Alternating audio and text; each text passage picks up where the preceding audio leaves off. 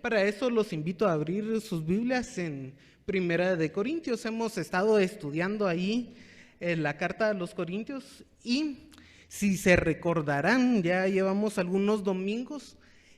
El primer domingo, como comenzamos, era ver la cultura de la iglesia en Corinto. ¿Qué cultura tenían los corintios? Y la iglesia, el gran problema es que ellos toleraban esas malas prácticas que la cultura tenía. El tolerar eso, hermanos, los llevó a tener grandes divisiones. Aún con todas las malas prácticas que puedan tener los hermanos en Corintios, eran hermanos en Cristo. Y eso lo deja claro Pablo desde el principio. Eran hermanos en Cristo, aún con todas las acciones que estaban haciendo y con los escándalos que había en la iglesia. Y vamos a observar un gran escándalo en la iglesia y son hermanos en Cristo, pese a sus acciones. Porque, como sabemos, la salvación es por fe. Pablo, después del membrete que hemos estudiado, en los primeros versículos, hace una oración de gratitud por las cualidades de los hermanos en Corinto. Y habíamos hablado que es una bendición orar por gratitud de los hermanos, porque ellos fueron confirmados y serán confirmados en el día del Señor. Esa confirmación no es algo que los hermanos estén perdiendo por sus acciones. Y al final, en el versículo 9, lo que sí es de que Pablo los llama a tener una comunión con Cristo. Ahora vamos a ver el pasaje que está en 1 Corintios del versículo 10. Cuando habíamos bosquejado este libro, lo tenemos del versículo 10 del capítulo 1 hasta el 4:21. Todo eso es una sección donde hay diferentes aspectos, pero lo que unifica toda esa sección es la división que hay en la iglesia. ¿Y por qué hay esa gran división? Por el tema del honor. Y en eso hay que recordar lo que hemos hablado de los grandes maestros de filosofía en Grecia y la influencia que ellos tenían. Entonces ellos estaban buscando un honor cultural. Y en todo este pasaje hay 4 claves. Uno son las riñas, y las riñas que son causadas por la búsqueda del conocimiento humano. Y en sí la búsqueda del conocimiento no es malo, pero el problema, la otra clave, es envanecerse por ese conocimiento. Es decir, sentir orgullo por el conocimiento que se tiene y que cada vez es más grande, y entonces me vuelvo más y más orgulloso por lo que sé. Y entonces al final, hermanos, terminan viendo mal a los líderes, y el tema en general, el final del capítulo 4, termina con una apología, es decir, una defensa al ministerio apostólico. Todo esto es lo que va de la sección del 1:10 al 4:21. Y hermanos, eso es lo que vamos a observar durante varios domingos. Solo les recomiendo que el buscar el conocimiento en sí no es malo. De hecho, debemos buscar el conocimiento de Dios para crecer en la fe, leer las Escrituras. Pero cuando lo hagamos, cuando meditemos en ello, no nos tenemos que envanecer, no nos tenemos que llenar de orgullo, no nos tenemos que jactar de ello. Ay, yo ya sé este pasaje, entonces soy mejor que este hermano que tengo aquí a la par. Ese es el problema con los corintios. El conocimiento en sí no es malo, es envanecerse por el conocimiento que hay. Y cuando ustedes, hermanos, estudian algo secular, dele gracias a Dios por esa oportunidad que tiene, pero no es para envanecerse de ello. Y ese es el problema que tenemos aquí, la temática que tenemos en estos capítulos. Y es muy triste, hermanos, porque les he de decir que yo he visto doctores en teología que cuando uno le pregunta cosas, la respuesta es que las escrituras no son inspiración divina y están llenas de errores, sino que son más instrucciones humanas y son cosas que salen de la cultura judía. Eso es lo que dice un doctor en teología. Entonces digo yo, ¿para qué es ese doctorado? Para negar la fe. Ese es el problema cuando nos envanecemos por el conocimiento. Cuando usted conoce la fe, en vez de envanecerse, debe volverse más humilde, no agrandarse así. Y pueden ser doctores en todo lo que quieran porque esos títulos son dados por instituciones humanas. Son doctores por una institución humana, pero neófitos en la fe. Y eso es un gran problema. Como les digo, hay que buscar el conocimiento. De hecho, el estudio aquí es para buscar el conocimiento bíblico, que es lo que el Señor nos está revelando. Pero cuando estemos buscando eso, no es para exaltarnos nosotros mismos, sino para darle la gloria al Señor. Entonces, eso es lo que tenemos que tener en mente en estos pasajes. Y vamos a comenzar a ver la primera sección que va del versículo 10 al 17 del primer capítulo, pero antes los invito a orar. Señor, te alabamos porque una vez más estamos aquí y nos lo has permitido para estudiar tu palabra, esa revelación inerrante, infalible, Señor, libre de falla en todo el tiempo, que es asincrónica, no tiene tiempo, Señor. Las bendiciones que nos has dejado aquí, si bien se lo has dado a los corintios en el primer siglo, pero las lecciones trascienden el tiempo y son inerrantes en toda la historia, Señor, y nosotros queremos aprender de ello para tu gloria y tu honra, para que tú, que nos abres el conocimiento, puedas permitirnos entenderlo, Señor, mediante la iluminación de tu Espíritu Santo, y que todo eso cambie nuestro corazón y cambie también nuestras voluntades y nuestras acciones, para glorificarte a ti, que eres el Señor y soberano de nuestras vidas. Eso te pedimos, Señor, que este pasaje sea de bendición para cada uno de nosotros y que podamos ponerlo en práctica en todos los días de nuestra vida.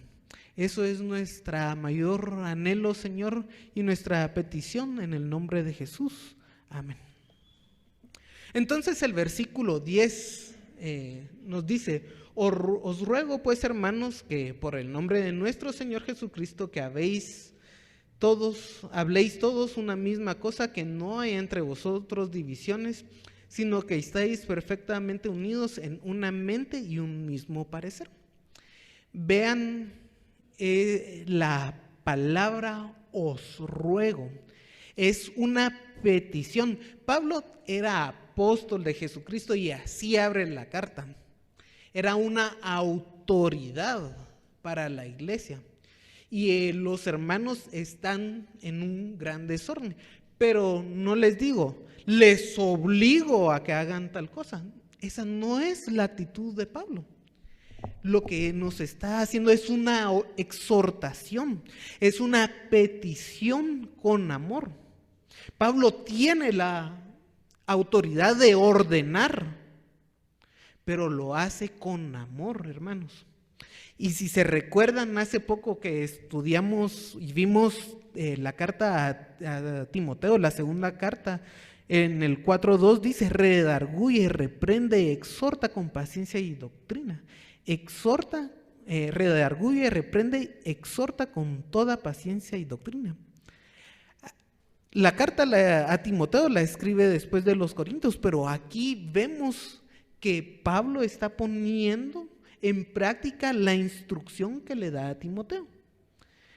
Esa instrucción que es como un padre a un hijo. Y es importante saberlo, hermanos, y verlo, porque debe ser nuestra actitud con los hermanos también. Exhortarlos con amor, con paciencia, con la doctrina a algunos hermanos, si eso es lo que vamos a hacer. Entonces nos dice: por el nombre de nuestro Señor Jesucristo. Y eso es la causa del llamamiento. ¿Por qué hace esa exhortación? El nombre de nuestro Señor es la causa.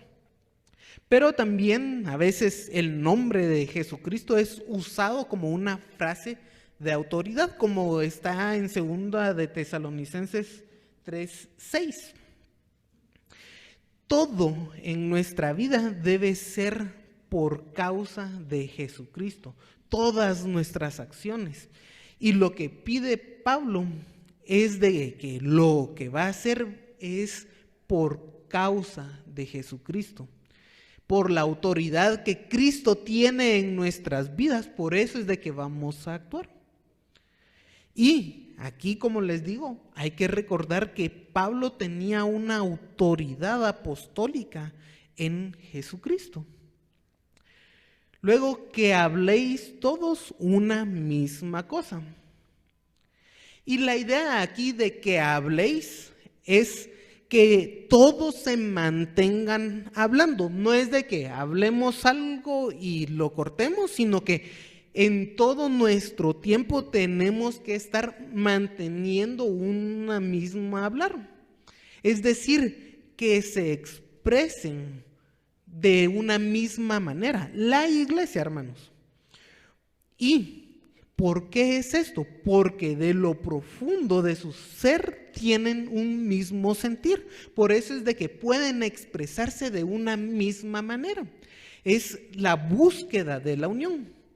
Y aquí podemos leer Lucas 6:45, donde dice: el hombre bueno del buen tesoro de su corazón saca lo bueno.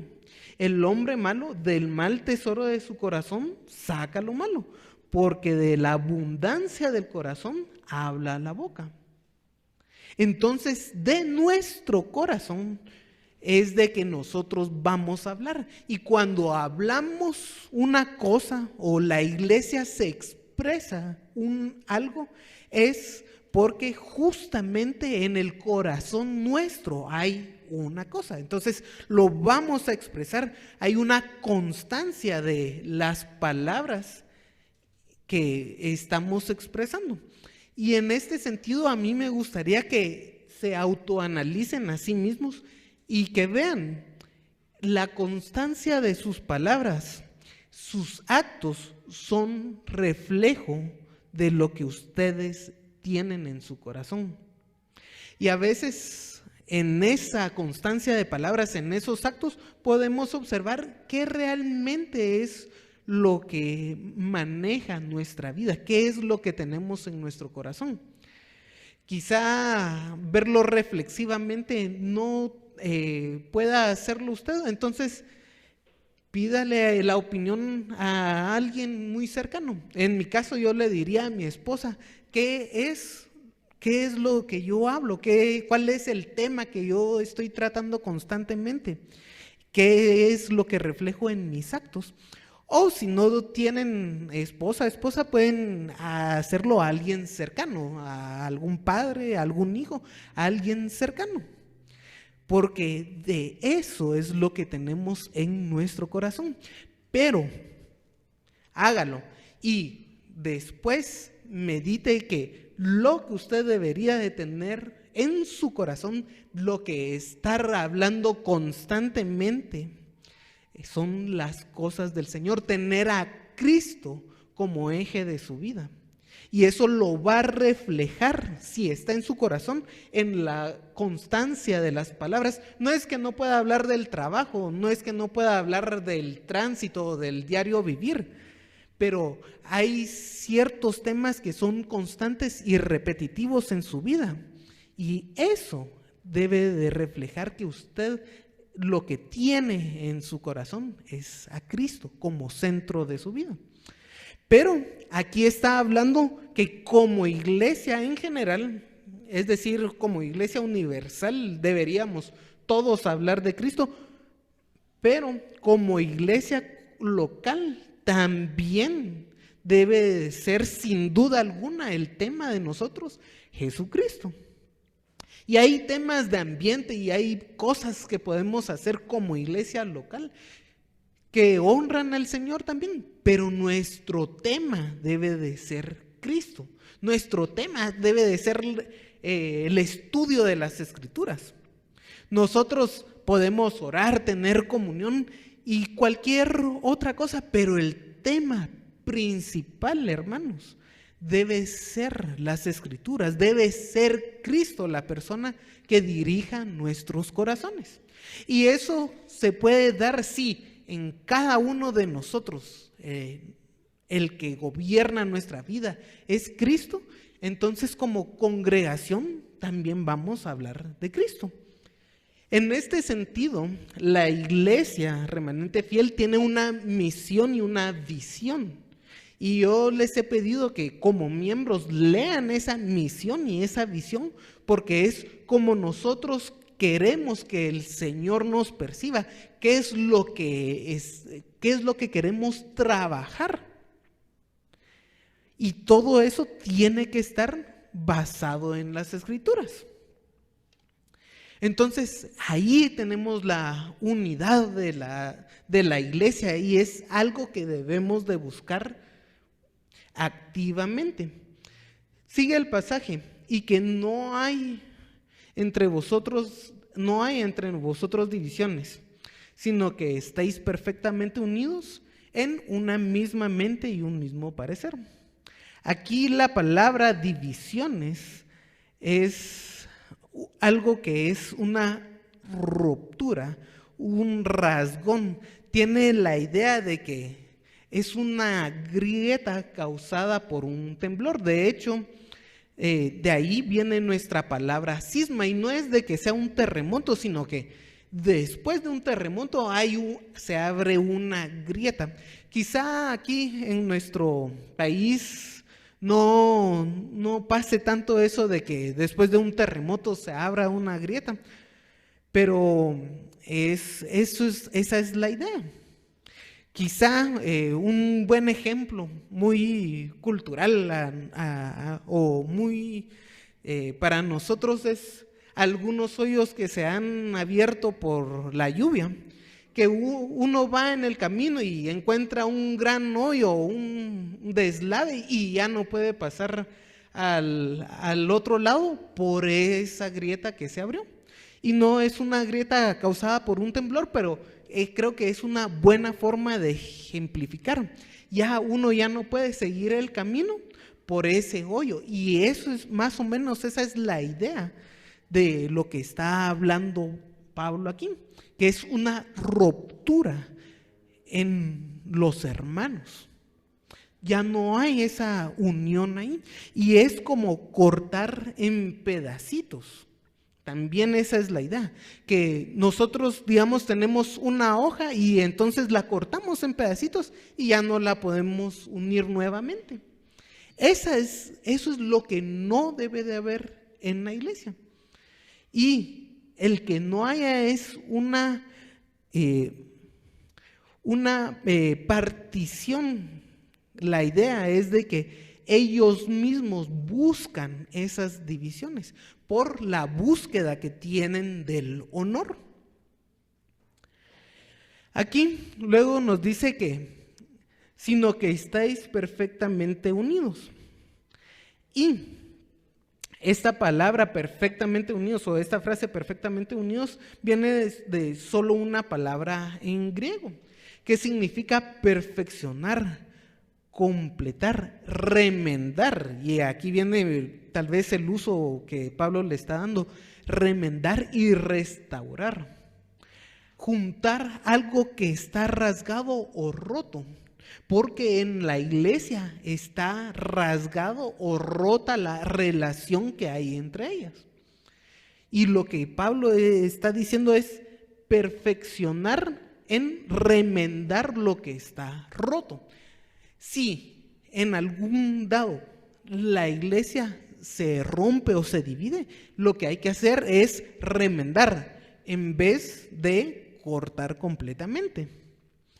Pero esa unión se hace en una misma mente y un mismo parecer. Lo que debe de haber es un cambio de mentalidad y de personalidad en general en cada miembro de la iglesia. Aquí una misma mente, que la palabra es nous, que se refiere a la capacidad psicológica de entender, de razonar, de decidir.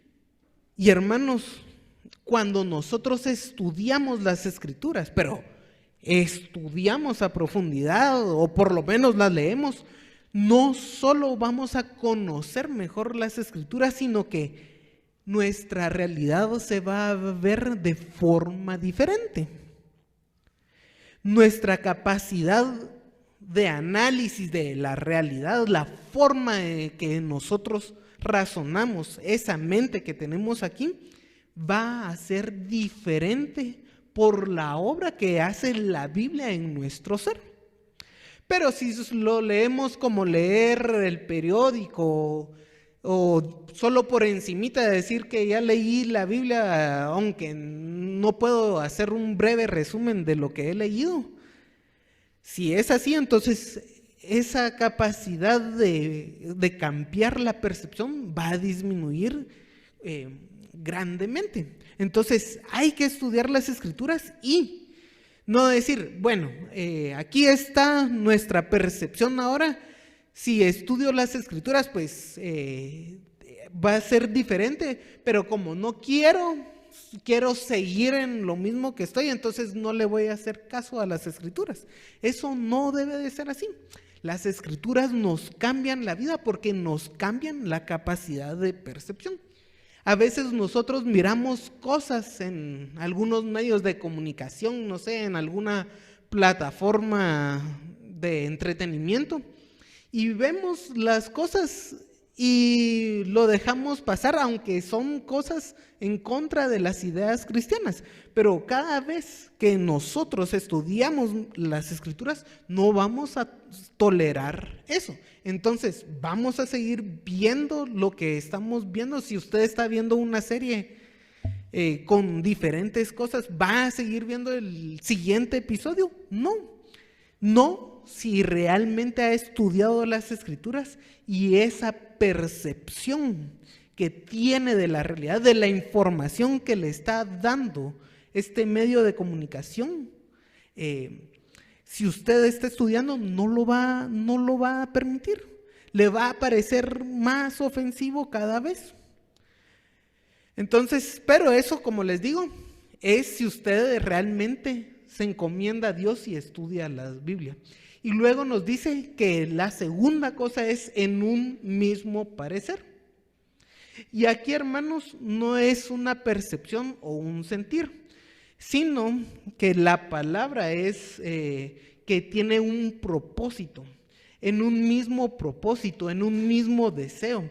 Habla sobre todo de la voluntad, de la opinión, un punto de vista que puede mantener usted. Y es una decisión basada en el conocimiento. Es una decisión basada en el conocimiento. Deberíamos de tener como iglesia un deseo, una voluntad basado en el conocimiento del Señor.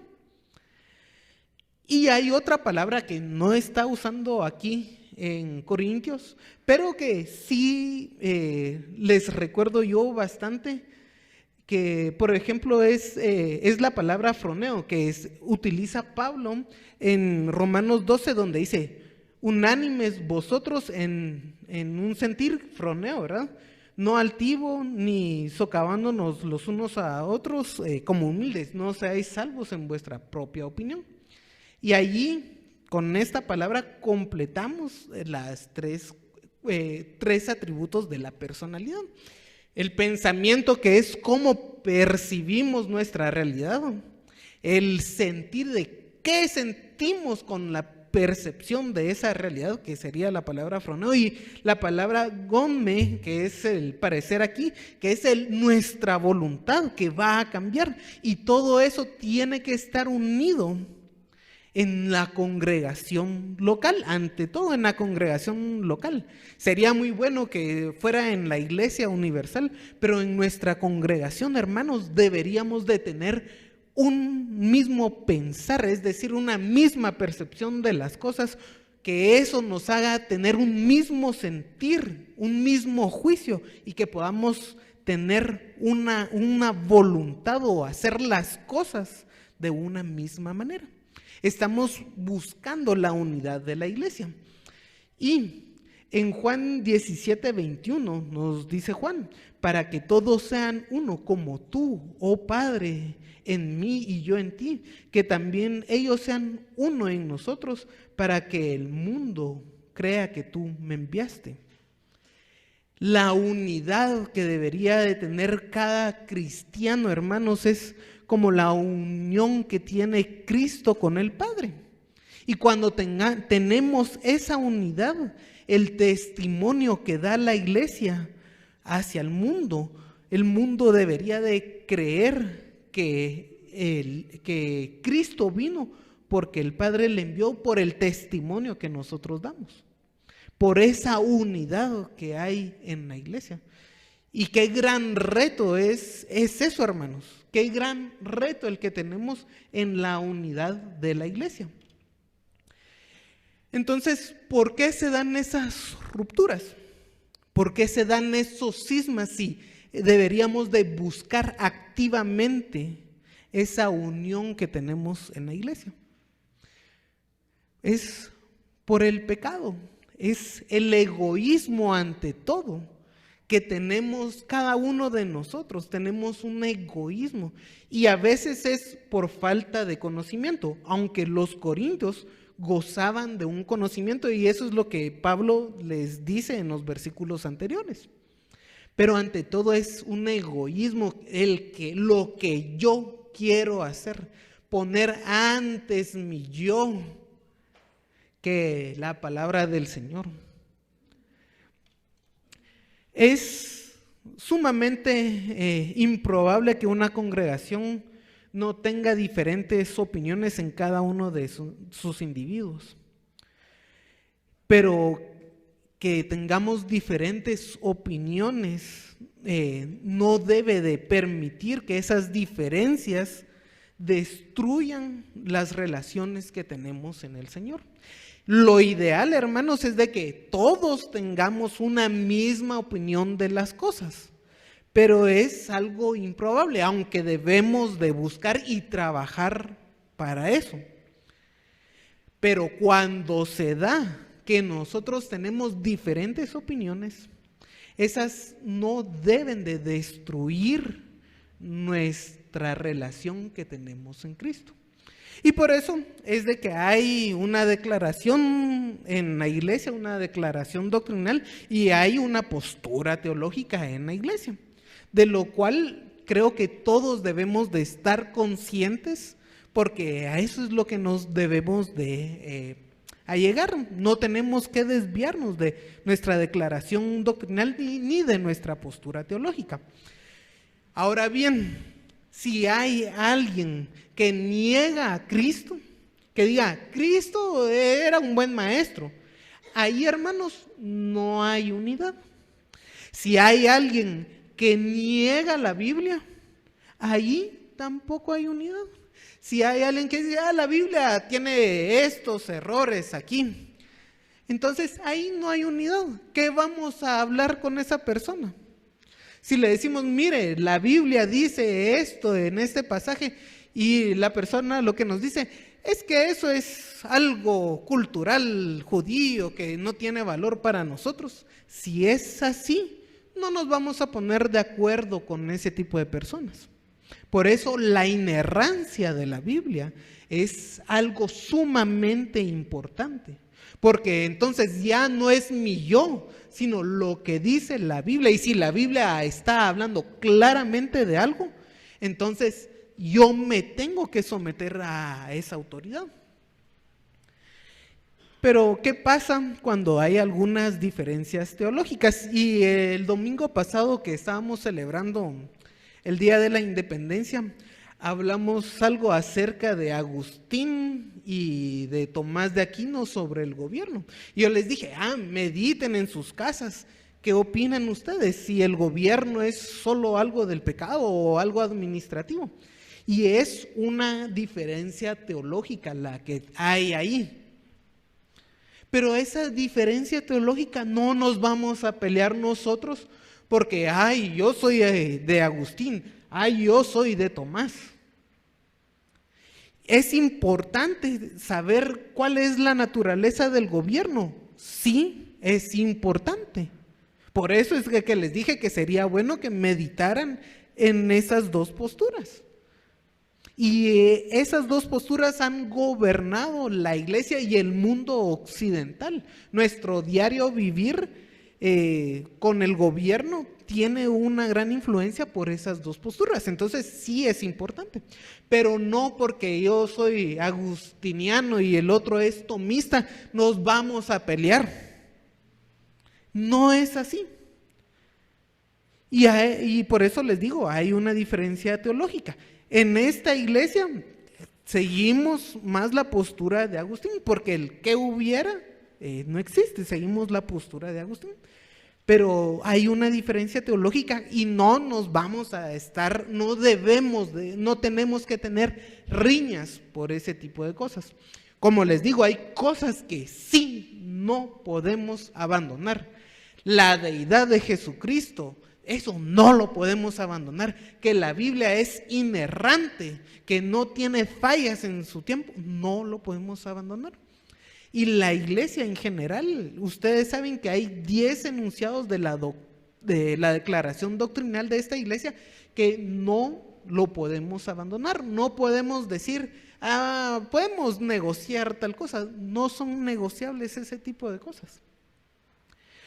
Pero, como les digo, aunque debemos de luchar por tener el mismo pensamiento, por que sintamos lo mismo, que juzguemos de la misma manera, cuando vengan las peleas o que podamos tener alguna discusión con los hermanos, lo que sí es de que lo debemos de hacer con madurez.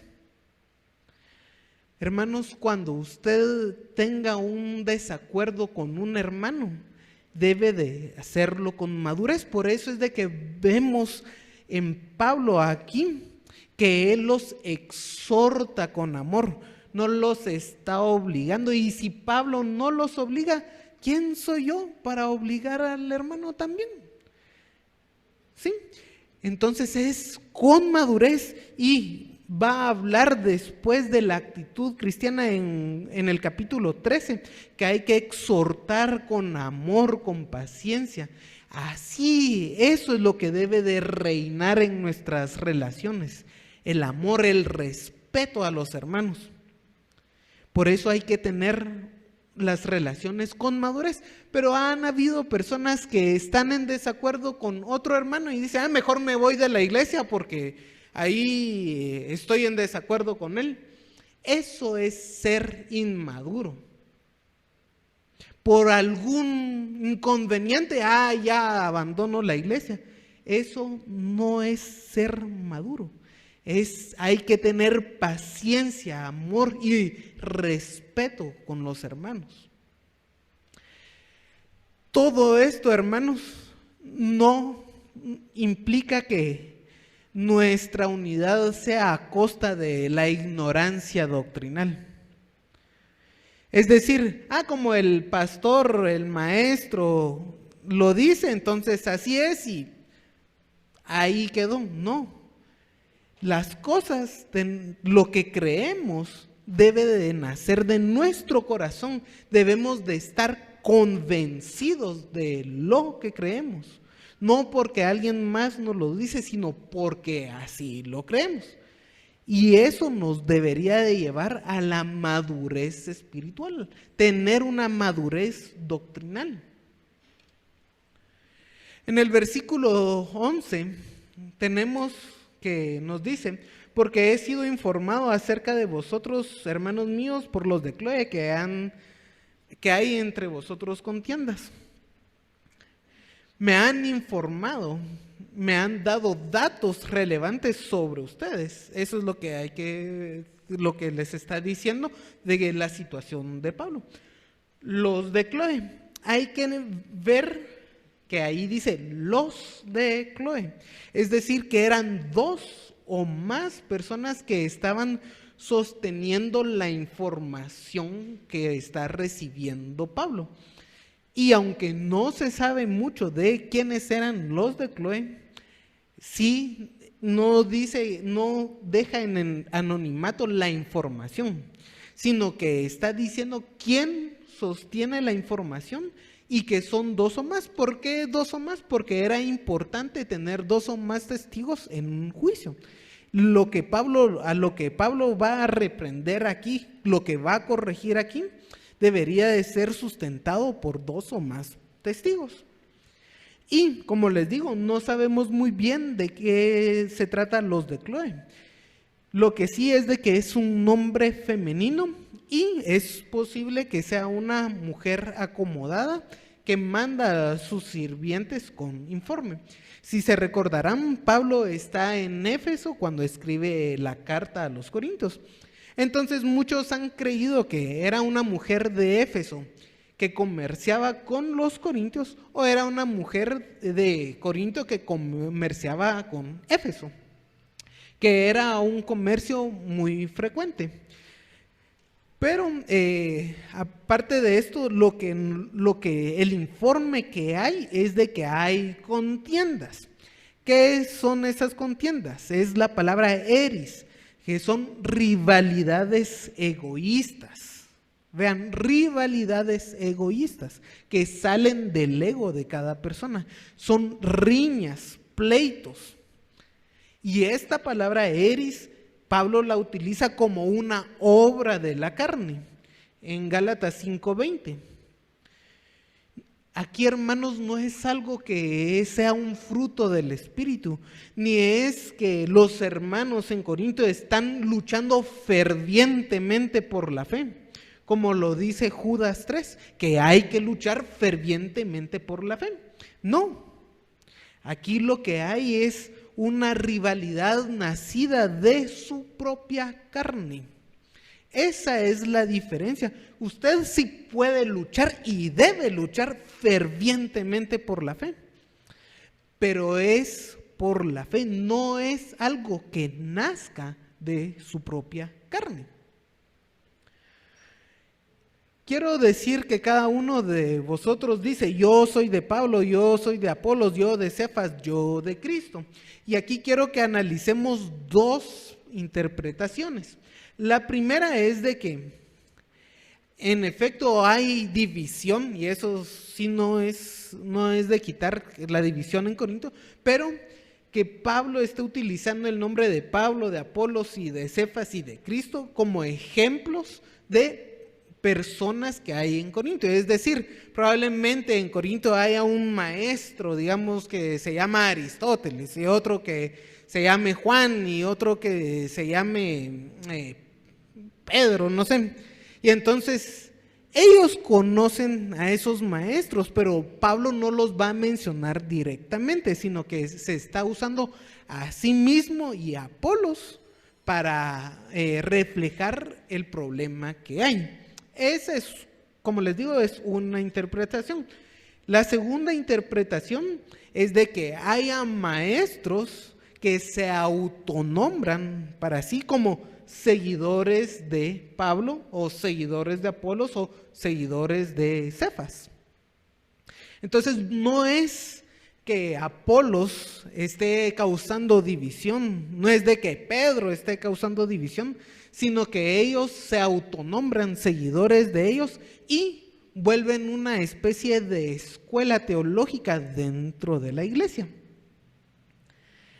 Cualquiera de las dos posibilidades, lo que se está haciendo es de que no debemos de tener partidos en la iglesia. No debe de haber estas divisiones. Y hay algo que Pablo hace, que no es que haya información de que Apolos o Pedro tengan un ministerio que cause división. Por eso es de que son otras personas que se nombran ellos, o Pablo está ejemplificando con estos nombres lo que está pasando en Corinto. Pero veamos qué es lo que tenemos en Apolos.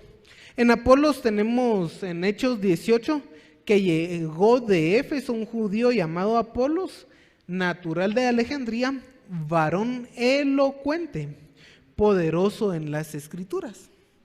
Y hermanos, el hecho de que Apolos era alguien de Alejandría, que era un centro cultural y educativo del mundo helenístico, implicaba que era un erudito, era alguien preparado académicamente, era alguien elocuente, fácil de palabra para hablar, era entretenido, era alguien que llevadero en su discurso, y eso para la cultura griega era algo que les encantaba seguir de un maestro, alguien elocuente. Y lo que sí es de que Pablo después en la carta nos dice que él sembró y Apolos regó. Por eso es de que no hay división, pese a que sí era alguien atractivo. Probablemente es de que los hermanos en Corintios lo siguieran porque era un maestro atractivo de seguir.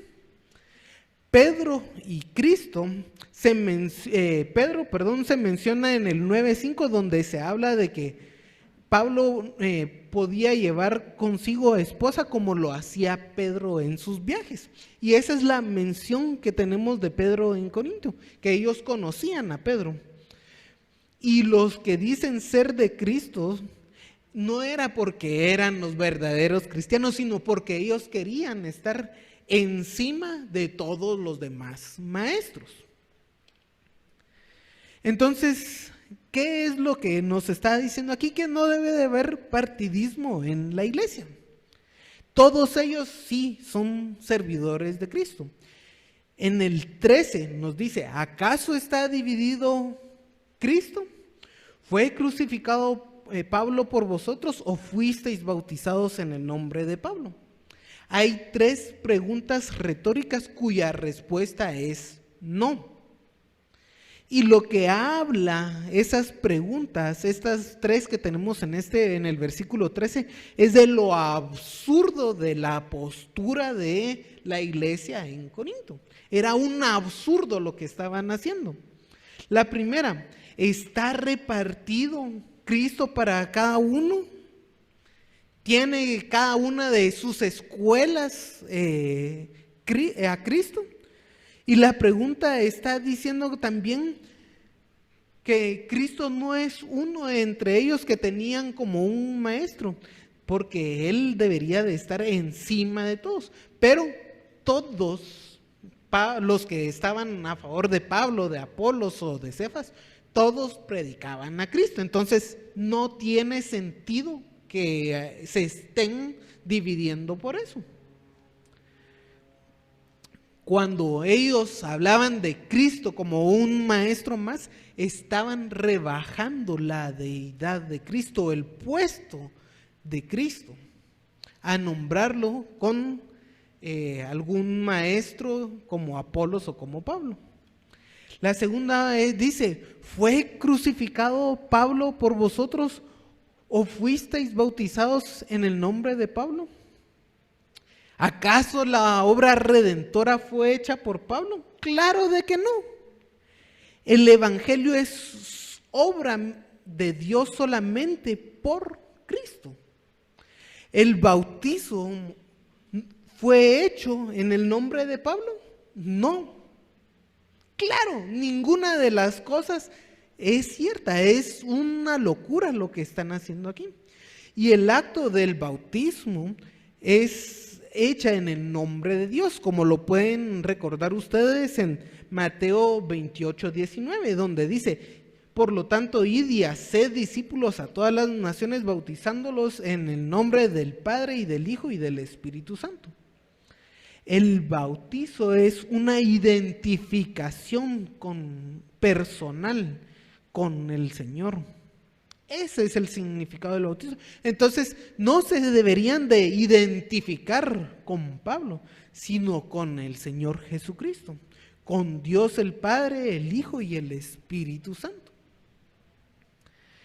Eso, hermanos, no quita que nosotros no podamos bautizar. Es más, la ordenanza ahí es hacer discípulos. ¿Cómo lo vamos a hacer? Yendo, 2, bautizándolos y enseñándoles todas las cosas, que es el versículo 20. Pero el mandato, la acción que hay que hacer es hacer discípulos. En el versículo 14 dice: doy gracias a Dios que a ninguno de vosotros he bautizado sino a Crispo y a Gayo, para que ninguno diga: fuisteis bautizados en mi nombre. También bauticé a la familia de Estefanas y de los demás, no sé si algún otro. Crispo, hermanos, lo encontramos en Hechos 18:8, donde vemos que él era el principal de la sinagoga y que toda su casa creyó. Y muchos de los corintios también creyeron con él y eran bautizados. Gayo, la mención, lo más probable es de que sea el mismo Gayo que tenemos en Romanos 16:23, y Pablo lo saluda como un hospedador de la iglesia, que Pablo escribe Romanos estando en Corintios y él era un hospedador de la iglesia. En este caso, no está poniendo en duda la doctrina del bautismo, sino está poniendo en evidencia lo absurdo que es que alguien bautice en el nombre de Pablo. No es de poner en duda el acto, el rito del bautismo, sino lo absurdo que es que sean bautizados en el nombre de Pablo. Y dice: agradezco a Dios no haberlos bautizados, no bautizarlos. No es porque como Pablo no creyera en el acto, sino porque eso llegó a ser un obstáculo para los hermanos. Si hubiera bautizado a más personas, entonces habría una pauta para que los hermanos se dividieran más. En ese sentido, el rito ha sido tergiversado completamente. Y Pablo lo que nos dice es de que bautizaba un poco, pero le da gracias a Dios que en Corintio no lo hizo. Y hermanos, cuando nosotros tenemos un ritual, un acto público, no debe de ser tergiversado. En ese sentido, quienes tenemos un acto, quienes realizan un acto como el que hoy tuvimos de la presentación de un niño, siempre les digo el significado de ese acto domingos antes. ¿Por qué? Porque no debe de ser tergiversado ni hecho como un simple ritual. Porque el ritual está bien, pero debe de hacerse conscientemente y no tergiversarse. Porque dice: para que ninguno diga: fuisteis bautizados en mi nombre. Como la iglesia en Corinto está pervirtiendo ese rito.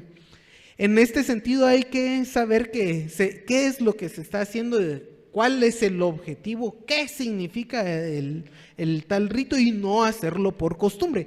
Y esto de no hacerlo por costumbre, hermanos, viene porque, sobre todo en nuestra cultura latinoamericana, influenciada por la iglesia romana, se tiene ya por costumbre de siglos hacer ciertos actos y uno trata de hacerlos automáticamente, pero no debe de ser así.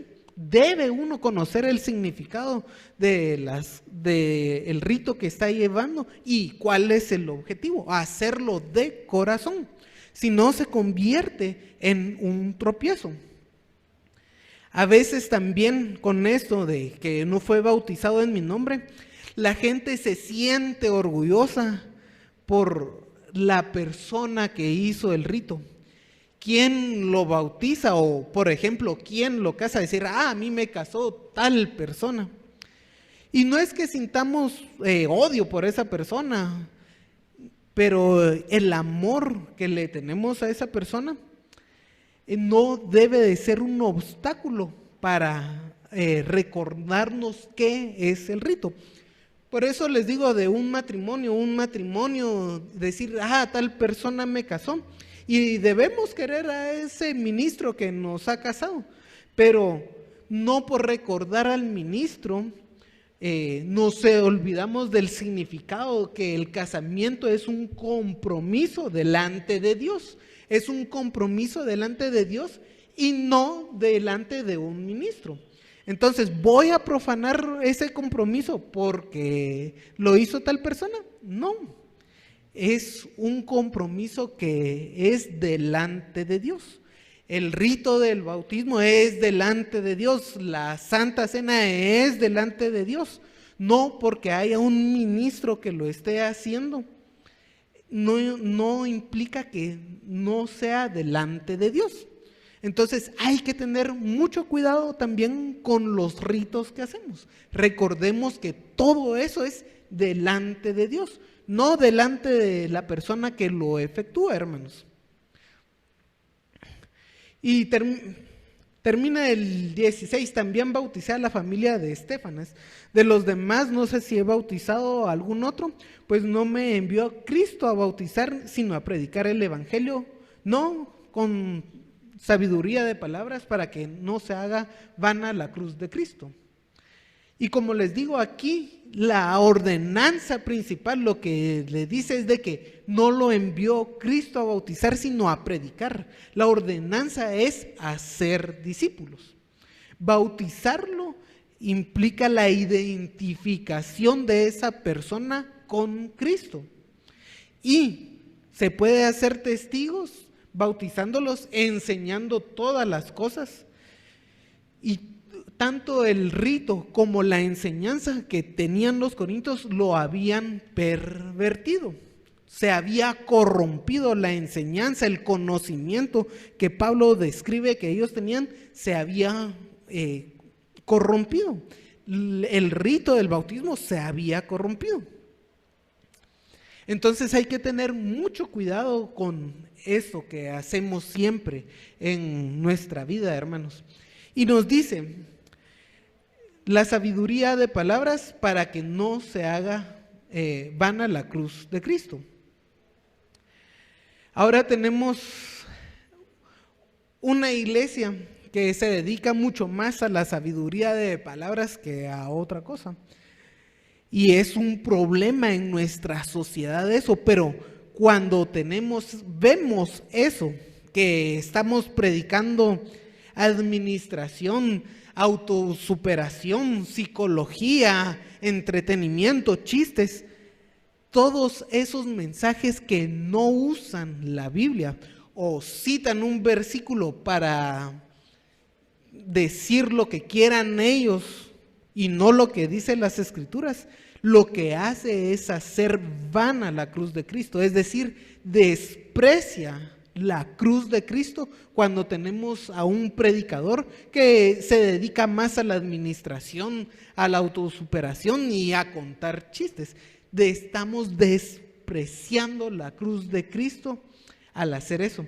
Y por eso es de que hay que hacer un servicio bíblico que honre al Señor. Uno de los más grandes retos es de poner la Biblia en práctica. Y cuando usted va a la iglesia, cuando usted oye a un predicador, lo que tiene que ver es, la Biblia dice eso y cómo yo puedo ponerlo en práctica. No es qué chistes tan entretenidos habla el predicador, habla de autosuperación, lee un pasaje de la Biblia y luego dice lo que se le dé la gana al predicador. No, eso es despreciar la obra de Cristo, despreciar la Biblia, hermanos. Y hay que tener mucho cuidado con eso. Pero, ¿qué vamos a hacer, por ejemplo, con el saber teológico? Les he puesto de ejemplo el ejemplo de la discusión entre Agustín y de Tomás. ¿Qué podemos hacer con el saber teológico? ¿Vamos a despreciar, a tirar a la basura a todo eso? Hay que ponerlo en su lugar. Tenemos que revisar a la luz de las Escrituras todo ese conocimiento que la iglesia ha tenido durante años. A veces nosotros sabemos, tenemos algún enunciado doctrinal que viene heredado de siglos o milenios de la iglesia. Y lo que debemos de hacer es evaluarlo a la luz de las Escrituras. No es de que usted no pueda leer un libro como la Trinidad de Agustín. Es más, yo los invito a leer el libro de la Trinidad de Agustín, pero hay que evaluarlo a la luz de las Escrituras. ¿Qué valor tienen los concilios de la iglesia, los sínodos? Todos ellos, si nos vamos a poner a predicar los concilios, entonces van a la cruz de Cristo. Lo que tenemos que hacer con esos concilios es evaluarlos a la luz de las Escrituras. Muchas veces tenemos algunos concilios de la iglesia. Quizá ustedes recordarán, yo he leído algunas veces fragmentos de los sínodos de Dort, y lo que hay que hacer es evaluarlo. A veces tenemos doctrina que ha sido esquematizada durante siglos, y entonces los hermanos, por ejemplo, leen un pasaje, 2, 3, si llegan a 1, 2, 3, 4, 5 y dicen, la mano tiene 5 dedos porque ellos han contado. Entonces ustedes lo que tienen que hacer es contar 5, 4, 3, 2, 1. Entonces van a llegar a la misma conclusión. Espero yo con la mano ejemplificar un poco. Pero sí hay que evaluarlos. Y no creo que sea pecado tener a algún teólogo favorito, leer, de hecho puede ser edificativo, pero hay que evaluarlos. No es porque lo diga, como lo dice Agustín, entonces yo voy a creerle completamente. Como lo dice el hermano Edgar, entonces hay que creerlo completamente. Todo debe evaluarlo usted a la luz de las Escrituras. Si no lo hace, entonces sí está despreciando la cruz de Cristo. Pero si lo hace, puede ser de mucho beneficio para usted. Y yo creo que ustedes han visto algunos diagramas, sobre todo en cuanto a los eventos futuros.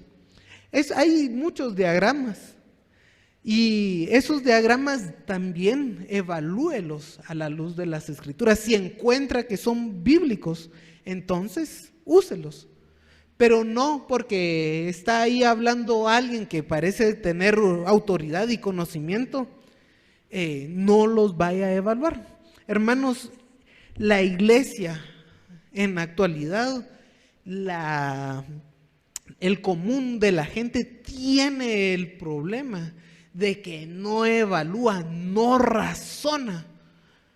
Ahora hasta hay plataformas videos de 20 segundos porque más de medio minuto la gente ya no pone atención. Y cuando nosotros nos acostumbramos a ese tipo de cosas por ser el medio social, vamos a tener una gran decadencia en nuestro razonamiento. Y cuando ustedes razonen, mediten en las cosas del Señor, tampoco vayan a envanecerse, a jactarse, porque el conocimiento que el Señor nos ha dado es para vivir conforme a lo que Él desea. No para jactarnos, hermanos, pero sí hay que estudiar, hay que evaluar las cosas. Lo que estoy diciendo aquí, usted tiene que evaluarlos. Por eso me gustan mucho los hermanos de Berea, en Hechos 17, que Pablo llegó y ellos evaluaban las cosas que Pablo decía conforme a las Escrituras. Eso tiene que ser la forma en que nosotros miremos. No porque alguien lo dice que sea un gran maestro, le vamos a decir sí. Como tiene un doctorado en alguna universidad que predica que la Biblia no es la palabra de Dios, vamos a decir sí a eso. No. Evaluemos, hermanos, reflexionemos, pero hagámoslo en serio. Y los invito a hacerlo. Es muy importante hacerlo. Y como les digo, el meditar en las Escrituras también va a cambiar nuestra percepción de la realidad. Nuestra mente va a cambiar porque el conocimiento de las Escrituras va a hacer que cambie. La forma en que sentimos las cosas, que juzgamos las cosas, qué es bueno, qué es malo, va a cambiar, sí. Evaluamos, meditamos en las Escrituras. Nuestra voluntad va a cambiar también.